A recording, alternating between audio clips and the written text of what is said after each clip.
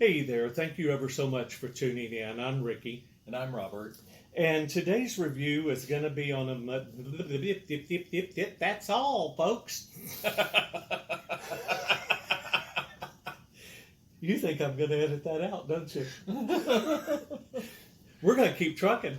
Yeah. It's on a Banana Republic fragrance. It's an eau de parfum. And I'm not going to recover. It's an eau de parfum. And one of the things that you need to know about this is that if you go to buy this and look for it, there are three Banana Republic M's. There's a parfum, a toilette, and a cologne. And the only thing that we had any experience with at all is the parfum, which is this yellow juice. It's a 4.2 ounce bottle, as are the other two. The toilette is kind of a light purple or a light lavender color, and then the cologne is a pale blue in color. We have no earthly idea of what the fragrance notes are on the other two. The only experience we have is with this parfum. This parfum was released in 1996, so a lot of you are going to be tempted to think that it's old school, and I really don't. It's really remained relative through the years. It's kind of a classic brisk citrus opening with mid notes of rosemary, jasmine, and sage, and then it dries down into a cedar, musk, and sandalwood. And it's not something that when you put your nose on it that you go, ooh, that's like 80s and 90s. No way. It's still brisk and fresh and nice today. I applied it to my wrist about 2 to 3 hours ago, so we're going to get some of that dry down in a minute. But we'll spray tester strips here and test the opening, and I might as well do this so y'all can see the atomizer and the strength of the atomizer, and that it's a good atomizer and does a good spray. When it opens up, the very first time that I put my nose on this, when we got it home, it smells good, doesn't it? Yeah. When we got it home, and I sprayed it on a tester strip like that, and I immediately hoisted it up to my nose, I thought, ooh, Banana Republic really misnamed this. They really should have named this a gin and tonic, because that initial citrus, followed by an effervescence, just kind of reminded me of lifting up a gin and tonic that was garnished with a wedge of lime, because you got that citrus, but yet there was an effervescent briskness to it that reminded me of the tonic water, of the carbonation in the tonic. Also, I got a brief hint of juniper, which is not listed anywhere in the notes. And so it really did. I thought they should have named this gin and tonic. It really might have caught on and really been a fad and got hyped up. But then about 20, 30 seconds later, when I hoisted it up for the second, it was like, oh, the gin and tonic's gone. Now, the bergamot and the lime and the orange were coming through.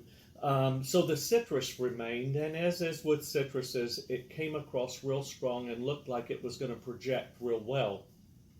When the mid notes started appearing, then it started to soften. And when that starts to soften, you really catch, or I should say my nose caught a lot of the rosemary in those mid notes. I didn't pick up too much of the jasmine or too much of the sage. And again, that's kind of what's happening now as it's beginning to soften. The rosemary's popping through.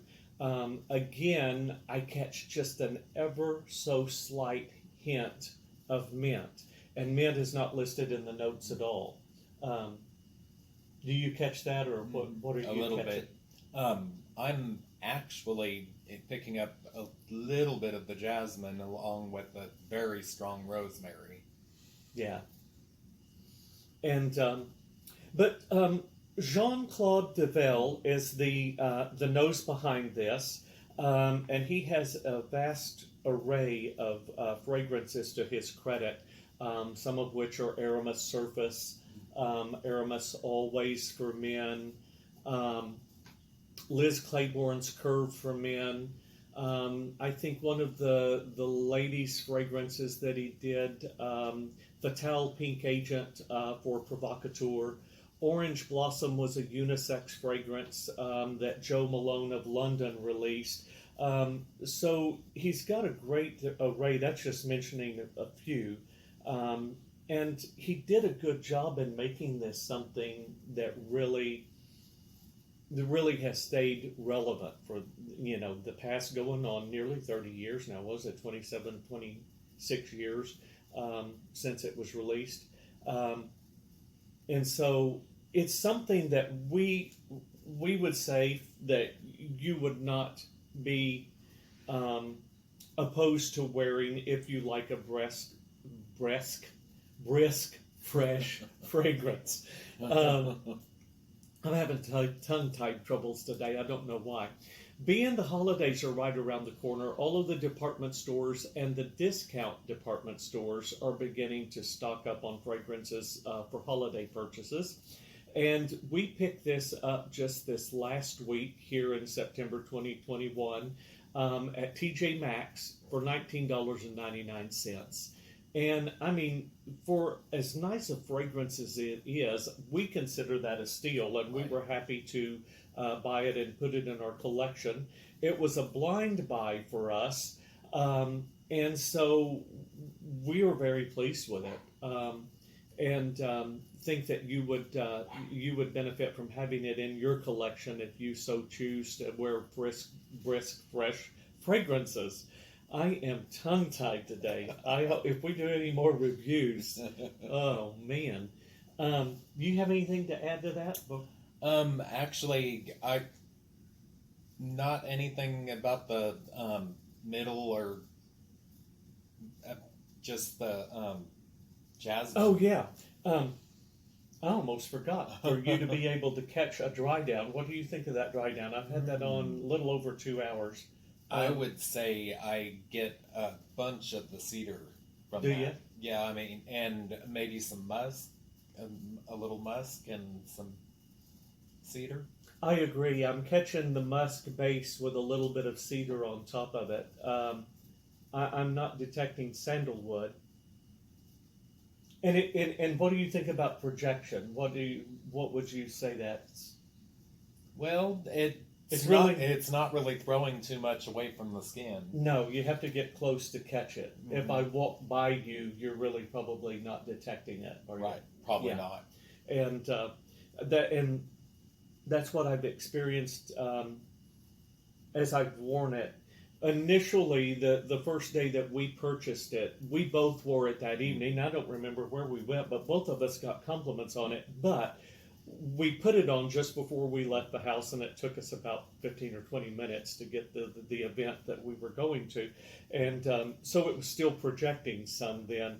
As the evening wore on, I thought to myself, this isn't projecting like it was, which was fine for $19.99. And it wasn't a formal event that we were really wanting to demand a lot of attention to ourselves. So it worked real well for us. We both liked it. Anything else that you'd like to say before we go? No, I think we've covered it all. In that case, we're going to say over and out.